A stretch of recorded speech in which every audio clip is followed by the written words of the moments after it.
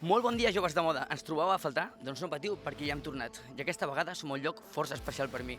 Avui, a Trinxeraire, una vila plena d'encant, amb un toc mediterrani i un estil de vida relaxat però selecte. Benvinguts a la vila de Sitges.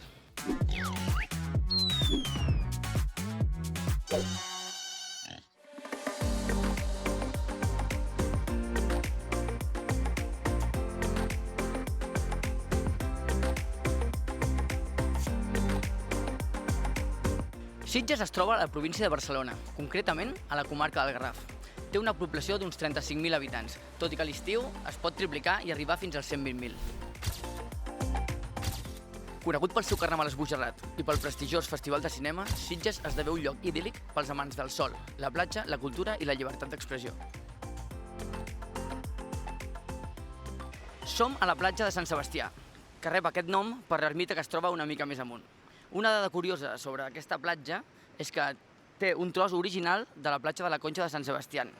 L'Ajuntament de Sant Sebastià va regalar aquesta rèplica com a símbol d'amistat i per celebrar les seves similituds, bellesa urbana i el seu vincle amb el món del cinema.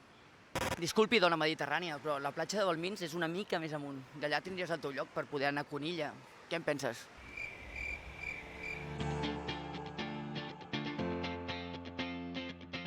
Sabies que el port d'aigua dolç de Sitges no sempre ha estat el bulliciós punt de trobada que coneixem avui en dia? Va ser inaugurat el 1972, tot i que va començar a gestar-se a finals dels anys 60.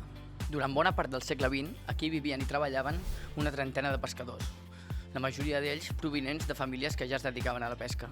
Aquests vivien en casetes humils edificades al voltant de la cala, construïdes amb materials senzills però plenes de vida i amb olor a salnitre. Amb l'arribada del turisme, aquestes casetes es van revaloritzar moltíssim i avui dia la majoria són cases de lloguer o segones residències. El Palau Maricel va ser construït a principis del segle XX per encàrrec del milionari nord-americà Charles Deering, que buscava un lloc on allotjar la seva col·lecció d'art. Anys després, l'arquitecte Miquel Utrillo va transformar l'antic barri de pescadors en un conjunt monumental d'estil noucentista.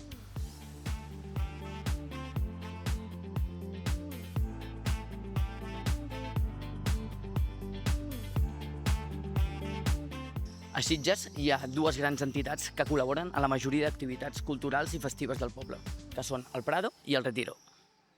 El Retiro és una entitat de mitjans del segle XIX que, com de la seva germana cosina el Prado, són dues entitats rivals que neixen a Sitges i que portaran la dinàmica social, cultural, política i de tota la història. De fet, és l'espai d'oci, un i l'altre, que tindran els sitgetans al voltant de dues colles que es creen en el seu moment, que no arriben a ser entitats ho seran després, dues colles d'amics, dues colles de coneguts, que per muntar l'oci del poble, muntar els balls, les festes, doncs s'agrupen en dues seccions.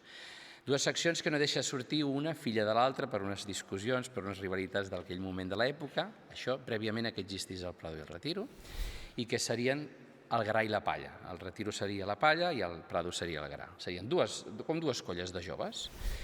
Aquesta rivalitat va creixent fins al punt que creen dues entitats físiques, no? I comencen a posar diners a les persones terratinents, les persones que tenien més diners del poble, al marge sempre de l'administració local, que no existia com a administració. Hi havia un ajuntament, hi havia una sèrie de càrrecs, però no hi havia el plantejament administratiu actual, parlem del segle XVIII, i per tant sempre una mica d'un plantejament privat, però sempre obert a tot el col·lectiu de Sitges. Quina relació té el Prado amb la vila de Sitges? Bé, jo crec que el Prado i el Retiro són dues entitats que estan totalment connectades amb el poble de Sitges i no es pot pensar Sitges sense les dues entitats, d'acord? Dues entitats amb 150 anys d'història. Nosaltres diríem que som anteriors amb ells, però això és una guerra que tenim així. Però, clar, per escriptures i per fer les coses més legals, ara, dintre de 2 anys, farem els 150 anys. I bé, nosaltres hem sigut els promotors culturals, lloc d'acolliment i lloc de... estem, relacionats amb totes les festes que aquí se celebren. Aquí han passat tot el carnaval eren les festes d'hivern en el seu moment, prèviament a la guerra ja traiem comparses a Sitges, Arriba la guerra, el terme carnaval queda prohibit i passen a ser les fiestes d'invierno, que és un eufemisme per fer veure que no ens ho tanquin, i per tant totes les festes es passen a fer dintre l'entitat, aquí, i al carrer no es podia fer res, i passada la democràcia el carnaval també naixerà d'aquí, del Retiro, serà l'entitat del Retiro qui traurà la primera carrossa al carrer, i d'aquí les rues que vindran després i tot el que es desenvoluparà.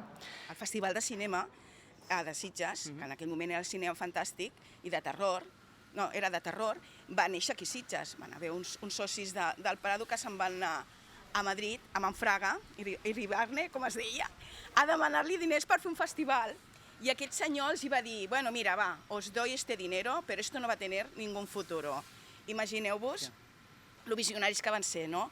El que passa que, clar, ha arribat un moment que s'ha fet supergran, però tot i així, el Prado és patró de la Fundació i cada any acollim les sessions cinematogràfiques, o sigui que esteu a un lloc super dinamitzador i super important.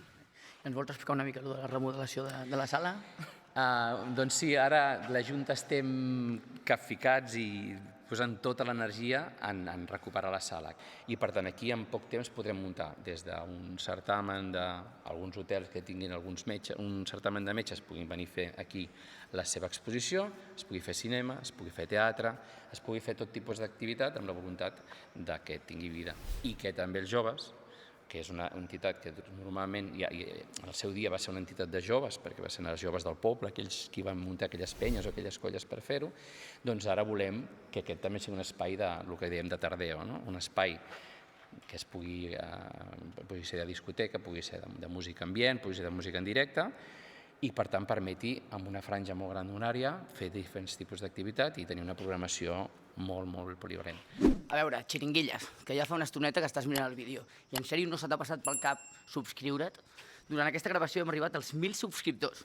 Ens ajudes a arribar als 1.500?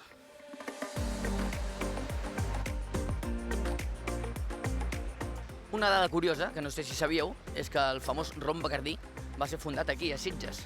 Un jove que es deia Facundo Bacardí Massó va marxar a fer les Amèriques i després de molts anys treballant i aprenent l'ofici de destil·lador va fundar el rom Bacardí, el 1862. Anys després, aquest rom s'ha fet famós a tot el món. De la mateixa manera que ho va fer Facundo Bacardí, molts més joves van marxar a fer les Amèriques. De fet, aquí a Sitges hi ha moltes cases que tenen una arquitectura típica indiana. S'acosta a l'hora de dinar i no podem marxar de Sitges sense tastar el seu xató. El xató és un plat típic d'aquesta zona, del Garraf, del Penedès i del Camp de Tarragona. I ja tenim aquí l'esperat xató. En què consisteix? És una amanida d'escarola. Us haig de dir que normalment és un plat d'hivern, amb una amanida d'hivern, però actualment es pot consumir a totes les èpoques de l'any. Porta bacallà esqueixat, anxoves, tonyina, l'escarola, olives negres i la salsa xató. És semblant al romesco, però diuen que té un toc diferent. La salsa realment recorda molt a un romesco, però sí que és veritat que té un toc diferent. I les anxoves, que a mi no m'agraden, li donen un toc espectacular. El tema del xató és divertit perquè moltes poblacions discuteixen qui és realment l'autor original del xató. Per exemple, hi ha Cunit, Calafell, Vilanova i Geltrú, Vilafranca, Sitges, però jo que soc del Vendrell us he de dir que el xató de veritat va néixer al Vendrell. I trobareu aquest plat en moltes poblacions amb petites variacions a la salsa. Llavors, vosaltres què en penseu? D'on és realment el xató? Passejant per Sitges ens hem trobat amb aquesta botiga d'espardenyes de tota la vida i ens ha cridat l'atenció de com sobreviu un negoci com aquest en un Sitges tan modern com el d'avui en dia. Doncs mira, estem aquí des del 1940, quan la van posar els meus avis, que el meu avi era sabater, o sigui, ell feia sabates. O sigui, vam començar fent sabates i després ens vam especialitzar en espardenyes i menorquines. I com sobreviu una botiga així, en un Sitges tan modern i tan diferent? Bueno, aviam, és un producte que jo crec que li agrada a tot el públic, als estrangers també, i el veure tradicional també és com una manera és com un souvenir que s'emporten. Però sí que és veritat que cada cop és més complicat perquè amb l'era d'internet i tot això de botigues online és més complicat, però bueno. Sitges es va convertir en la capital del moviment LGTBI a Catalunya per diferents factors socials, culturals i econòmics. El seu esperit bohemi i artístic va atreure gent creativa, alternativa i oberta, creant així un ambient molt favorable per la llibertat d'expressió. Als anys 60 i 70 van començar a venir turistes d'arreu d'Europa, sobretot del nord, holandesos i alemanys, atrets pel sol, la platja i la seva vida nocturna. Als anys 80 i 90 ja es va consolidar com un dels destins preferits LGTBI, sorgint així esdeveniments com el Sitges Gay Pride. Brandon, com vas arribar a petar aquí a Sitges? És que jo abans vaig ser exportador de whisky i en Espanya no teníem un importador. Per tant, l'any 81, jo vaig vindre a Barcelona per buscar un importador. I vaig trobar l'importador, una empresa que feia aquí la marca de Cointreau a Vilafranca del Penedès, i també vaig trobar la persona que és el meu marit avui en dia. Sí, l'actual marit, sí, mai se sap, no? Què significa, què vol dir per tu Sitges? Sitges, moltes coses. Joan i jo, el meu marit, vam ser els representants de la BBC pels Jocs Olímpics de Barcelona durant 4 anys per posar la infraestructura dels Jocs, no? I en 4 anys jo em vaig enamorar del món de la tele i després dels Jocs vaig prendre un any sabàtic i vaig començar a fer documentals, televisió i ràdio.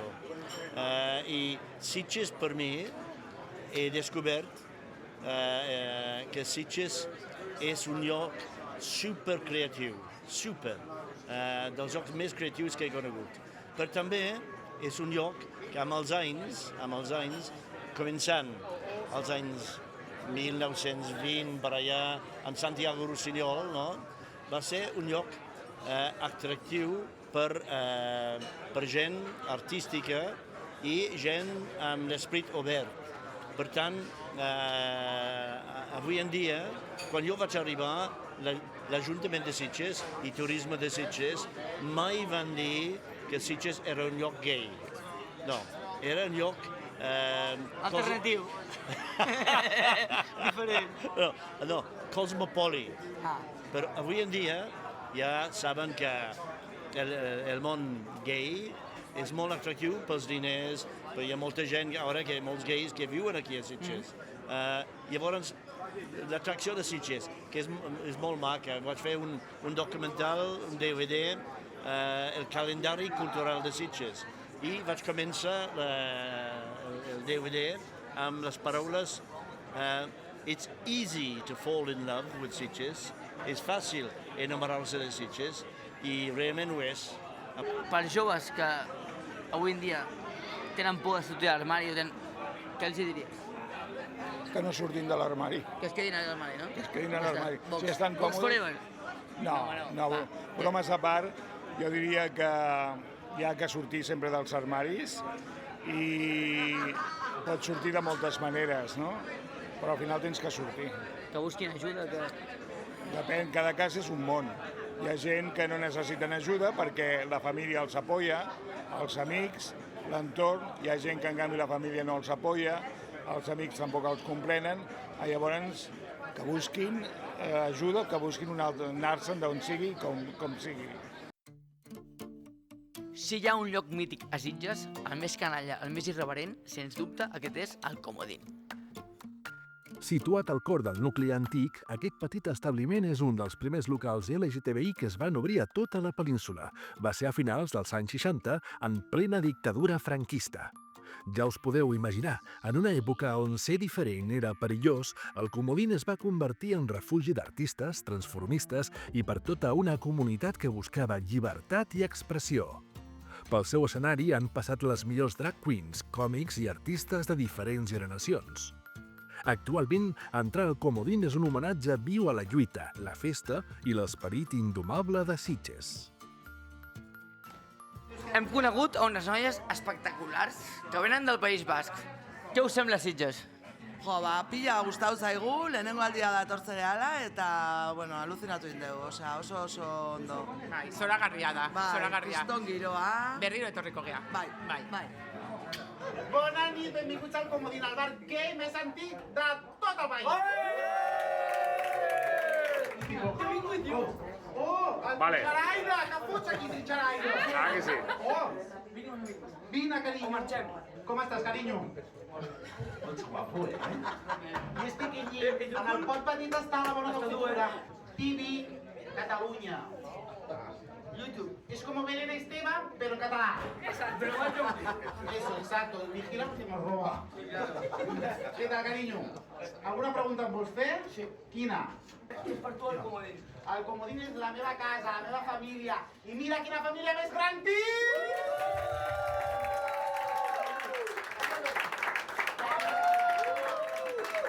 El Paco són 300!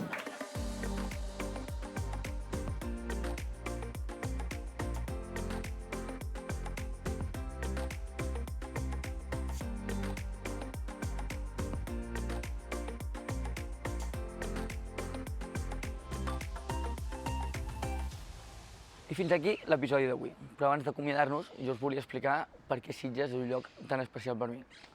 A mi em va costar molt sortir de l'armari, de fet vaig sortir bastant tard, i la primera vegada que vaig venir, que em va portar la meva parella d'aquella època a Sitges, vaig tenir una sensació de seguida de llibertat i de tranquil·litat, que podia ser qui jo era sense que ningú em jutgés. I de fet, anys més tard, aquí a Sitges també, vaig demanar matrimoni a la meva actual parella. Volem remarcar que durant la gravació d'aquest episodi, aquí a Sitges ens han tractat superbé a tots els llocs que hem anat. I això és de molt agrair.